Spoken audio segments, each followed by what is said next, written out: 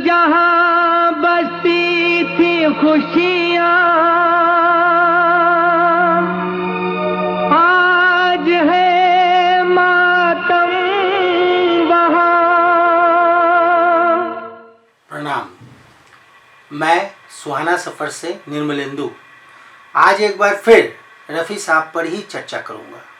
दिन ही मेरा रफ़ी साहब के नाम से शुरू होता है और शाम को उन्हीं के नाम से ख़त्म होता है। रफ़ी साहब पर मेरी किताब का काम चल रहा है। बहुत तेज़ी से तो नहीं चल रहा है, लेकिन चल रहा है। अब तक मैं 1000 पेज लिख चुका हूँ।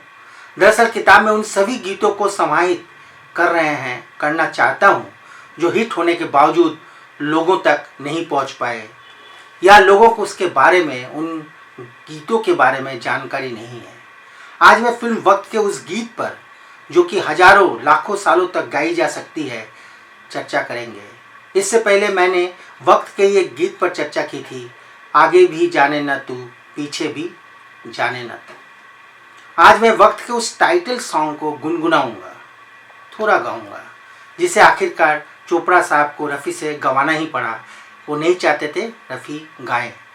हम आपको बाद में बताएंगे कि क्यों नहीं चाहते थे। आगे चलिए हम उस गाने को गुनगुना लेते हैं।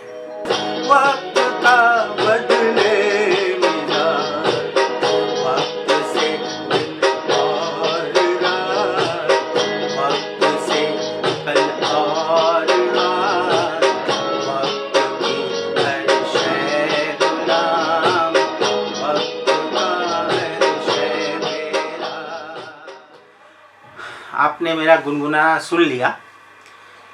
इस गाने का लिंक भी हम आपको देंगे ताकि गाने का रफ़ी की आवाज़ में गाने को सुने और समझें और इस बात को अच्छी तरह समझने की कोशिश करें कि जब वो रोते हैं तो किस तरह से रोते हैं। दर्द फट जाता है, आवाज़ें चारों तरफ निस्तब्ध हो जाती हैं। क्या खूब कहा है शायर साहिर लुधियानवी ने, आदमी को चाहिए वक्त से डर कर रहे, कौन जाने किस घड़ी वक्त का बदले मिजाज, वक्त की ठोकर में है क्या हुकूमत, क्या समाज, क्या ताज। वाह, बहुत खूब। जो साहिर साहब लिख गए हैं उन पर मैं क्या टिप्पणी करूं। मैं काबिल नहीं हूं कि कुछ कहूं। मेरे लिए कुछ कहना यह है कि सूरज को दिए दिखाने के बराबर। दरअसल इस फिल्म में जिंदगी की असली सच्चाई को बहुत ही खूबसूरती से दिखाई गई है, क्योंकि कभी ना कभी जिंदगी में वक्त ऐसा भी आता है, हर इंसान के जिंदगी में एक हरा भरा परिवार वीरान बन जाता है, लोग बिखर जाते हैं, रह जाती हैं केवल और केवल यादें और अपनों से बिछड़ने का गम। हैरानी की बात तो यह है कि साहिर साहब ने महाकाल की महिमा जैसे गंभीर विषय को इतने सरल ढंग से प्रस्तुत कर दिया कि यह गीत अपने आप में संगणनीय हो गया है, अमर हो गया है। लाखों साल तक ये गीत लोग सुनेंगे और दूसरों को भी सुनाते रहेंगे, गाते रहेंगे, गुनगुनाते रहेंगे। हो सकता है कि रफ़ी के फैंस दोबारा जन्म लेने के बाद रफ़ी साहब को ही गुनगुनाए। हो सकता है मैं भी गुनगुनाऊं। इस गीत की खूबी यह है कि कोई भी शब्द पास्ट टेंस में नहीं है। यह है काल या ब्रह्म भगवान का कहा, जिसको सब निराकार भगवान बोलते हैं। रफ़ी साहब ने अपनी जादुई आवाज़ से जिंदगी की सच्चाई क्या बयान कर दी। वाह वाह वाह वाह, जब लोगों ने देखा वाह वाह वाह करके आवाज़ें गूंजने लगी। सचमुच हर किसी की ज़िंदगी में कभी ना कभी ऐसा वक्त भी आता है जब उसके वश में कुछ भी नहीं रहता। मतलब वक्त बनाता है और वक्त ही बिगाड़ता है, क्योंकि वक्त का खेल निराला है। कब किसका वक्त बदल जाए यह कहना मुश्किल है। इस फिल्म के एक्टर राजकुमार के 2 डायलॉग बहुत सालों तक चर्चा में रहेंगे। पहला डायलॉग है, चुनाए सेठ जिनके अपने घर शीशे के बने हों वो दूसरों पर पत्थर नहीं फेंका करते। कब किसका वक्त बदल जाए कहना मुश्किल है, और राजकुमार का भी वक्त बदल जाता है। जिनके अपने घर शीशे के हों वो दूसरों पर पत्थर नहीं फेंका करते। और दूसरा डायलॉग है, ये बच्चों के खेलने की चीज नहीं, हाथ कट जाए तो खून निकल आता है। हमने आपको पहले बताया था कि यह पहली मल्टी स्टारर फिल्म थी और इस फिल्म की शूटिंग नैनीताल में हुई थी। दरअसल वक्त की बेहतरीन मिसाल है ये मूवी, खासतौर पर उन लोगों के लिए जो वक्त की कदर नहीं करते। यह मूवी हमें यह सिखाता है कि हमें वक्त के नियमों का सम्मान किस तरह से करना चाहिए, कैसे करना चाहिए, वरना वक्त हमसे अपना सम्मान करवाना अच्छी तरह से जानता है। इस बात पर मुझे 2 लाइनें याद आ गई। अगर शक हो तो अपना जीवन चक्र जरूर देख लेना, अगर शक हो तो अपना जीवन चक्र जरूर देख लेना, उसके चक्र में ना हीर की परवाह है और ना राजे की, उसके चक्र में ना हीर की परवाह है और ना राजे की। जी हाँ दोस्तों, यही सच है। वक्त के चक्कर में फंसते ही जीना दुभर हो जाता है। इन लाइनों का मतलब यही है कि ईश्वर के बंदे बनकर रहना अच्छा है, वरना वक्त संतों और महात्मा को भी बंदा बनाना यानी गुलाम बनाना जानता है। एक और राज की बात, बी.आर. चोपड़ा इस फिल्म में पूरा कपूर खानदान लेना चाहते थे। बल्ला सानी वाला रोल पृथ्वी राज कपूर जी के लिए, राजकुमार वाला रोल राज कपूर के लिए और सुनील दत्त वाला रोल शम्मी कपूर के लिए उन्होंने सोचा था। स्क्रिप्ट भी लिख डाली थी, लेकिन उनके ही खास मित्र राज खोसला, जिन्होंने बाद के दिनों में बहुत सी अच्छी फिल्में दी है, ने उनको समझाया कि दर्शक ये बात स्वीकार ही नहीं कर पाएंगे कि असल जिंदगी में सगे तीनों भाई और उनके पिता फिल्म के एक दूसरे को पहचान नहीं पा रहे हैं। खोसला की इस राय से चोपड़ा साहब ने स्टोरी को बदल दी, स्टारों को भी बदल दिया।